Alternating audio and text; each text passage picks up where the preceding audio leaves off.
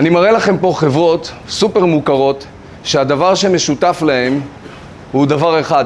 כל החברות האלה שאתם רואים כאן היו בהם סכסוכים משפחתיים אחרי שהדור המייסד נפטר והצהרות רק החלו והסתבכו, ויש אחד במדינת ישראל שעשה עבודה מדהימה בנושא של אמנה משפחתית, ואני לא מדבר על צוואה, צריך להפריד בין הדבר הזה, אנחנו גם מדבר על מה זה אמנה. זה אדון סטף ורטהיימר שעשה בחייו את האמנה שלו והעביר שרביט בצורה מוקדמת. היה לדור השני, לבן איתן, היה לו כבר מספיק זמן להבין שהוא לא מספיק טוב או לא רוצה לנהל את החברה, וגייס מנכ"ל חיצוני. הוא חילק בחייו, כמו שאמרתי, את המניות, והוא עשה עוד דבר, הוא מכר את עסקר לפני שהוא נפטר, כדי שבעצם לאו דווקא תהיה חברה, כי לא כולם בנויים לנהל חברה, אבל לנהל הון, יש פה גם הרבה אנשי מקצוע שיעזרו להם. קצת על נתונים, כי כבר גם דיברו עליהם, ושירי דיברה עליהם, על זה ש70% מהמייסדים, הדור השני מאבד את הכסף, 90% מהם מאבד את הכסף. יש פה משפחה ונדרבליט, שלפני 300 הייתה המשפחה הכי עשירה בעולם. היום, אחרי כמה וכמה דורות, תסתכלו על הנתון, 1973 עשו איחוד משפחתי, 120 אנשים, אף אחד לא מיליונר.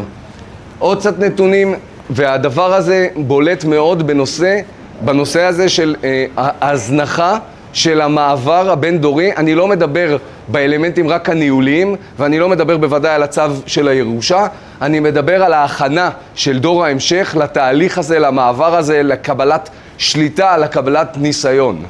אנשים אומרים, בסדר, אנחנו לא מתים, אנחנו נחיה, אנחנו פה. אני רוצה לספר לכם 3 אנקדוטות על לקוחות שאנחנו חווינו איתם את הדבר הזה.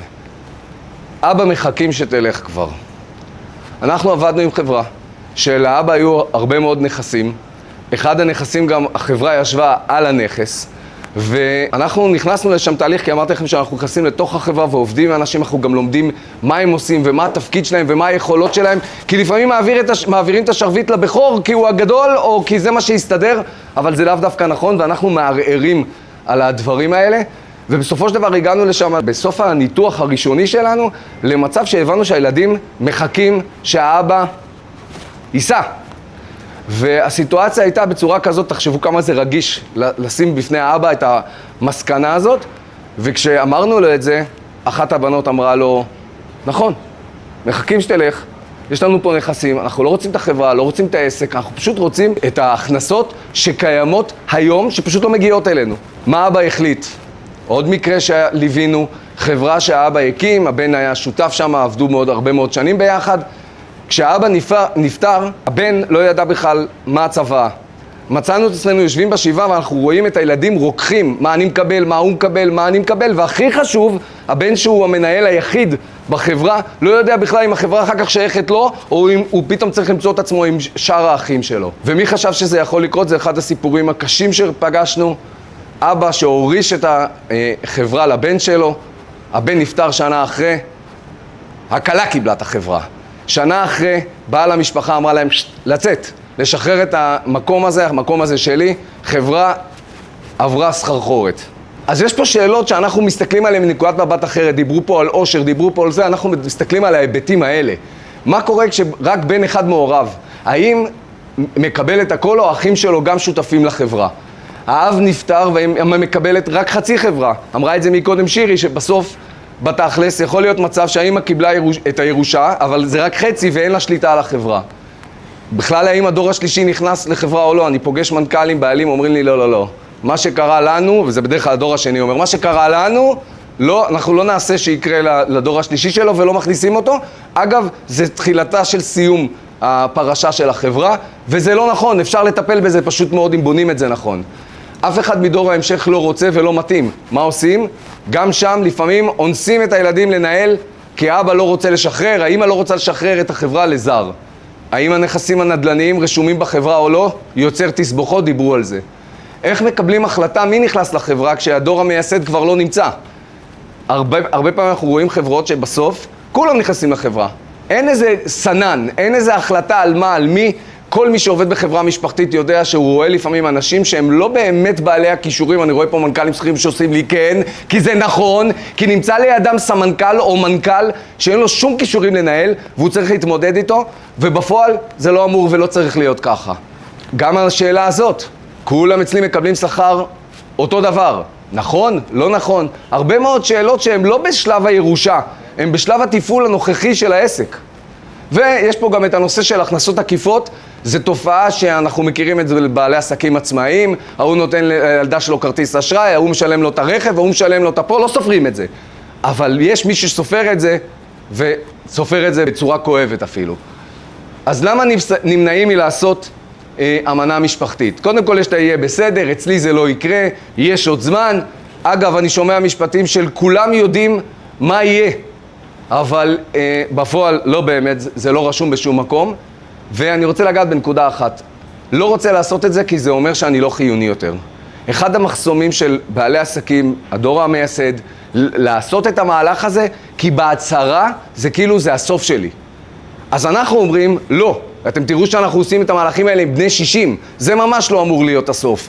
להפך, זה אמור להיות הסרט הטוב להמשך שהכל ברור. ואגב, יש כבר צוואה רשומה, זה לא מחליף אמנה. אז מה זה בכלל אמנה? אמנה משפחתית היא מסמך אסטרטגי שנבנה בהסכמה בין בני המשפחה ומגדיר את העקרונות, הערכים וכללי ההתנהלות המשותפים של המשפחה לאורך זמן. מטרתה ליצור בהירות, לחזק את האמון בין בני המשפחה ולהסדיר סוגיות מהותיות כמו שילוב דור ההמשך, חלוקת תפקידים, קבלת החלטות, ניהול נכסים והיערכות להעברה. זה הכל על העסק, זה הכל על מה שצברתם בחייכם. זה לא מה תורישו, זה מה עכשיו קורה. בשונה מצוואה, האמנה מתמקדת בעיקר ביצירת שיח, הסכמות ומנגנונים שיאפשרו למשפחה לשמור על אחדותה, על נכסיה ועל המשכיותה גם בתקופה של מעבר בין דורי. למה חובה לעשות? ברגע שעושים את הדברים האלה, וזה ברור לכולם, גם אם זה כואב, זה עדיין ברור. גם אם זה לא נוח, זה עדיין ברור. אגב, זה גם מאפשר לי לטפל בזה בחיי, ולא להשאיר את ההחלטות שלי, שהרבה פעמים גם אמוציונליות ולא רציונליות, למקום יציב, ברור וידוע. שמירה על אחדות המשפחה, זה מה שמייצר, כי אנחנו רואים את הפיצוצים שקורים אחרי. שוויון והוגנות ומניעת עיוותים אמוציונליים, אמרתי. בסוף לפעמים אנשים משנים את הצוואות שלהם ממקום מאוד אמוציונלי. כשבונים אמנה 30 שנה לפני שזה קורה, האפשרות שזה יקרה היא נמוכה יותר ובטח אפשר לתקן אותה. יצירת מנגנון שיוכל לפעול גם כאשר הבעלים יבחרו לצמצם מעורבות. כשאנחנו בונים אמנה משפחתית, אנחנו חלק מהסעיפים שם אומרים, אוקיי, הבן שלך עכשיו דור המייסד, מה קורה כשהוא לא? איך מחליטים מי נכנס, מה השכר שלו? כל הדברים האלה נבנים בזמן שאנחנו בונים את הדבר הזה, ומאפשרים צורה מסודרת של העברה בכל שלב. זה הכוונה לדור ההמשך, איך להתנהג כמובן, זה מסר שאתם מעבירים, והכי חשוב, זה מאפשר תוכנית פעולה. זה החלק שאנחנו נכנסים בו.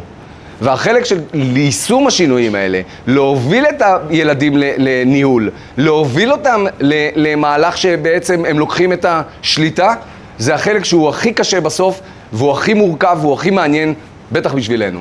אז אני רוצה להראות לכם תמונה קלאסית של משפחה, זוג צעיר שהקים משפחה, שאלה התנאים ההתחלתיים שלו. בהמשך רואים בצילום את ההתעשרות של המשפחה, ואחר כך זה עולה באש.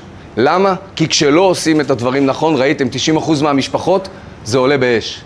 אז למה לעשות את זה איתנו? תראו, יש פה משהו שאני מדבר עליו לאורך ההרצאה הזאת. זה העבודה ביחד. זה לא מבחוץ, זה לא במסמכים, זה בסוף התוצר, ואגב, בגלל זה אנחנו משלבים הרבה פעמים גם עבודה עם משרדי עורכי דין ופמילי אופיס. החלק שלנו נכנס במקום הזה של להבין מה זה ניהול של עסק משפחתי. אנחנו כבר 20 שנים עובדים עם עסקים משפחתיים ויודעים בדיוק את הרגישויות ואת המורכבות ואת הפחדים של כל אחד וכל הדברים האלה, וזה חשוב מאוד. אנחנו מגיעים, בגלל שראינו הכל, עם פתרונות יצירתיים. והדבר הזה הוא מאוד מאוד משמעותי כשבעצם רוצים לייצר משהו שיעבוד לאורך שנים. זה תהליך חם ורגיש. אנחנו עובדים עם האנשים ביחד, אנחנו נוגעים באנשים, אנחנו נמצאים איתם ברצפה ובעבודה ובתפעול ובעברה האמיתית של המהלך הזה, לא בניירת, אלא בלגרום לזה שבאמת הדברים יתנהלו נכון. ואני אגיד עוד משהו על הדבר הזה. כמות הידע שיש לדור המייסד היא בלתי נתפסת לפעמים, ולדעת להעביר ידע זה נשמע כאילו הוא לידי. לא, לא, לא. יש הבדל בין לנהוג באוטו לבין לשבת ליד. והדבר הזה של העברת ידע הוא אחד המכשולים הכי קשים לדור ההמשך, שבעצם מאוד קשה לו לגשר על הפער הזה. עוד דבר, זה לא הסכם חתום. אמרנו, אנחנו מוציאים לפועל את הדברים, מלווים את המשפחה ביישום של האמנות האלה, ונמצאים איתם עד השלב שאנחנו רואים שהשרביט עבד נכון. אלה הלקוחות שלנו, זה רק מדגם קטן של הלקוחות שלנו. זהו, תודה רבה. תודה רבה.